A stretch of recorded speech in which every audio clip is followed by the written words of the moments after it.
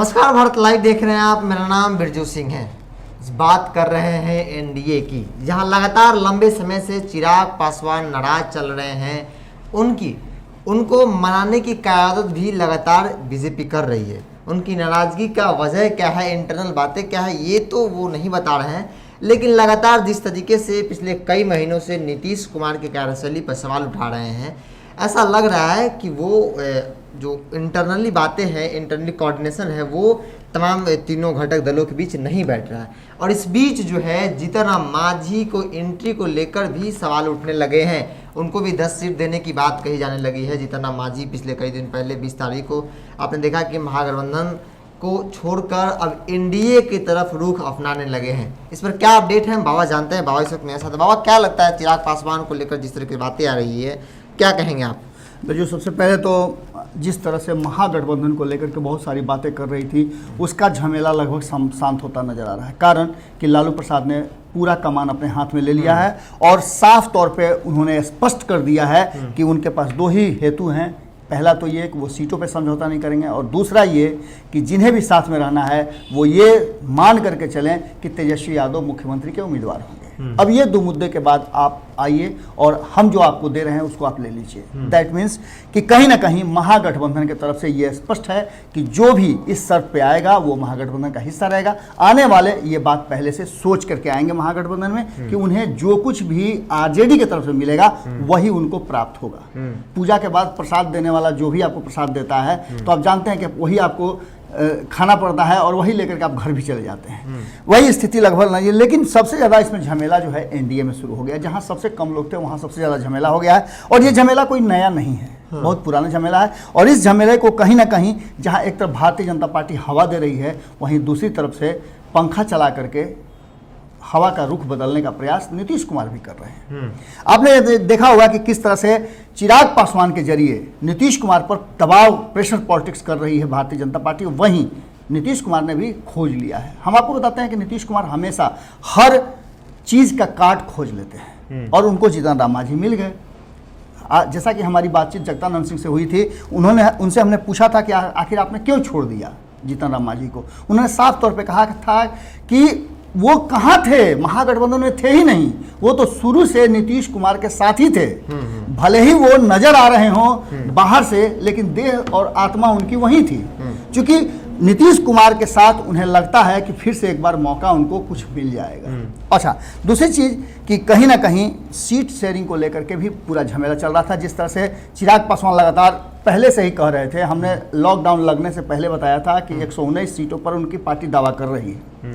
अंत तक आते आते बातें वहीं तक आ गई और अंत में हुआ ये कि जब चिराग पासवान ने सारे समझौतों के बाद अंतिम फैसला कर दिया कि जो फार्मूला 2015 में लागू हुआ था उसी के आधार पर उन्हें चुनाव लड़ना चाहिए नीतीश कुमार के बारे में, यानी कि 100, 100 और 43 सीटें।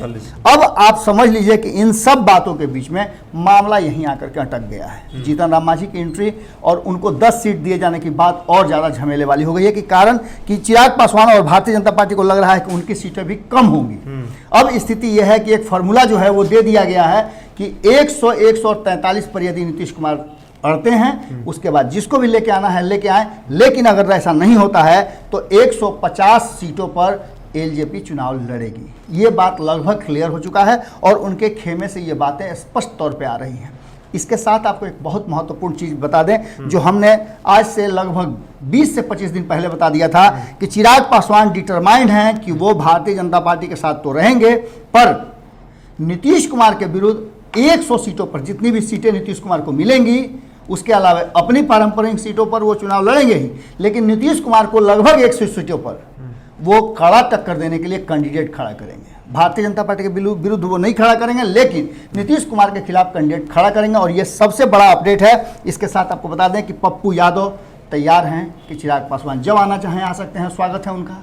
क्योंकि 150 सीटों पर लड़ने का ऐलान आपको पता है कि आप ही के कार्यालय में आकर के, आप ही के स्टूडियो में पप्पू यादव ने घोषणा की थी। तेजस्वी यादव भी दोनों बाह फैला करके खड़ा है। अभी तक कोई निर्णय फैसला नहीं हुआ है। वाम दलों के साथ होने वाला फैसला भी लगभग अभी अधर में है। वैसी स्थिति में चिराग पासवान को भी कोई आपत्ति नहीं है कि चिराग पासवान कहाँ जाते हैं, क्या करते हैं। अगर आना चाहते हैं तो आ जाएं, कोई आपत्ति नहीं है। दूसरी आपको बता दें कि तीसरा मोर्चा भी दोनों बाह फैला करके खड़ा है कि अगर चिराग पासवान आते हैं तो तीसरा मोर्चा जो कि अधर में लटका हुआ है वो मजबूत हो जाएगा। इन सब के बीच में लाख प्रयास के बाद, बहुत मुशक्कत के बाद भी चिराग पासवान को साधने में बीजेपी, या फिर कहा जाए कि चिराग पासवान को हवा देने में बीजेपी पूरी तरह से तैयार है। और ये फैसला निश्चित रूप से उस जगह जा रहा है जहां एनडीए में भी कई धड़े नजर आएंगे और इसके हेतु नीतीश कुमार निश्चित होंगे। और नीतीश कुमार का भी अपना कोई फायदा जरूर होगा, इसलिए कि नीतीश कुमार यूं ही कोई चीज़ें नहीं करते हैं। उन्हें पता है कि वो किस तरह से भारतीय जनता पार्टी पर दबाव बना सकते हैं और चिराग पासवान की सीटें कम कर सकते हैं, और यही सबसे बड़ा आपका। बिल्कुल बाबा, लेकिन जैसा कि आपने कहा जीतन राम मांझी की एंट्री हो चुकी है, नीतीश कुमार बाकायदा खुद उनको लेकर आए हैं जी, या जिन शर्तों पे लेकर आए हों। लेकिन जब सीट समीकरण की बात की जाए, जहां एनडीए में भी पहले से सीट समीकरण को लेकर घमासान है, और वहां से अब नीतीश कुमार क्या एनडीए को उसका पार्ट बनाएंगे? अगर पार्ट ही बनता है तो सीट कहां से देंगे? वही बात बिरजू, लगातार भारत लाइव इस बात को बड़ी प्रमुखता से उठाता आ रहा है। आपने देखा होगा संपादक नमन मिश्रा जी ने तो साफ तौर पे बता दिया था, और मैंने भी कई कार्यक्रमों के दौरान ये बातें स्पष्ट तौर पे बताई है कि नीतीश कुमार पर इसी बात का दबाव है कि अपनी सीटों में से जीतन राम मांझी को चाहे जितना भी दे दें, लेकिन भारतीय जनता पार्टी और एलजेपी नहीं देगी। और लड़ाई इसी बात की थी, और ये फाइनल हो चुका है कि अगर नीतीश कुमार दबाव बनाते हैं तो नीतीश कुमार को चिराग जैसे नेता का दंश भी झेलना पड़ेगा और उनके विरुद्ध चुनाव भी लड़ना पड़ेगा। बिल्कुल, अगर जीतन राम मांझी को नीतीश कुमार लाए हैं एनडीए के, बेशक वो पार्ट बनेंगे, लेकिन जब बात सीट समीकरण की आएगी तो बीजेपी और एलजेपी समझौता नहीं करेगी। उनको अगर जितने भी सीटें 2, 10, 20 जो भी सीटें मिलती है वो नीतीश कुमार के खेमे से ही मिलेगी।